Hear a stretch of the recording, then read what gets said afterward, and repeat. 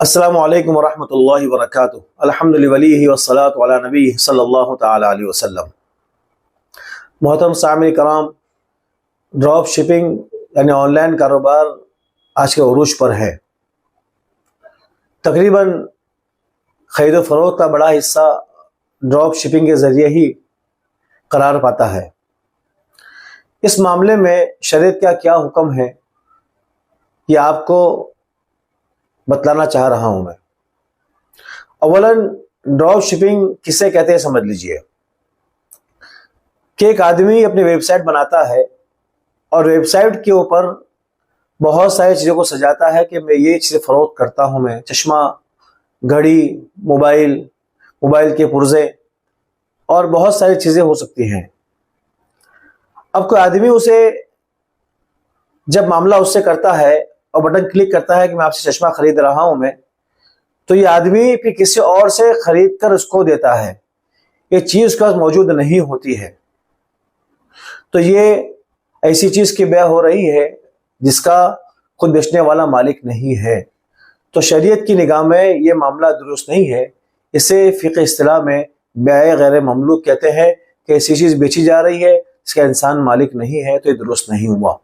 البتہ شریعت مطہرہ نے آرڈر کی بیع یعنی بیع سلم میں لے جا کر اسے گنجائش دی ہے، لوگوں کی ضرورت کو مد نظر رکھتے ہوئے، کیونکہ آدمی آرڈر کرے اور آرڈر کی بنیاد پر وہ چیز مارکیٹ سے لا کر دے تو اسی گنجائش ہے، اسے بیع سلم کہتے ہیں۔ البتہ اس میں کئی شرائط ہیں اور ڈراپ شپنگ میں قریب سارے شرائط پائے جاتے ہیں۔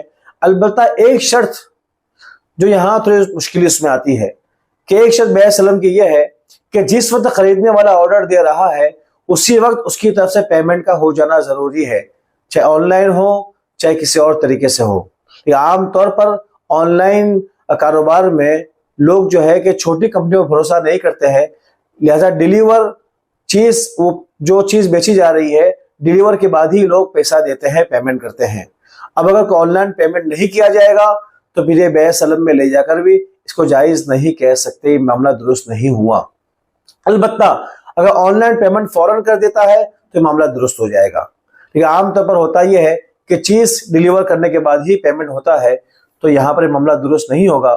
اس کو جائز کروانے کے لیے ایک ہلا یہ کر سکتے ہیں یا ایک شکل نکال سکتے ہیں کہ آدمی اپنی ویب سائٹ کے اوپر جلی حرفوں میں، بڑے حرفوں میں لکھ دے کہ آپ جو مجھے آرڈر دے رہے ہیں اس چیز کا میں آپ کو پہنچانے کا وعدہ کرتا ہوں، میں یعنی میں یہ آپ کو چیز پہنچاؤں گا، جب پہنچاؤں گا اس کے بعد ہی آپ مجھے پیمنٹ کرنا، گویا کہ ابھی میں آپ کو پرومس کر رہا ہوں میں کہ آپ کو بھی چیز بیچوں گا، یعنی وعدے بیع یہاں پر کرے، جب جس چیز پہنچا دے وہاں پر اور جب پیسے لے لے تو یہ درست ہو جائے گا۔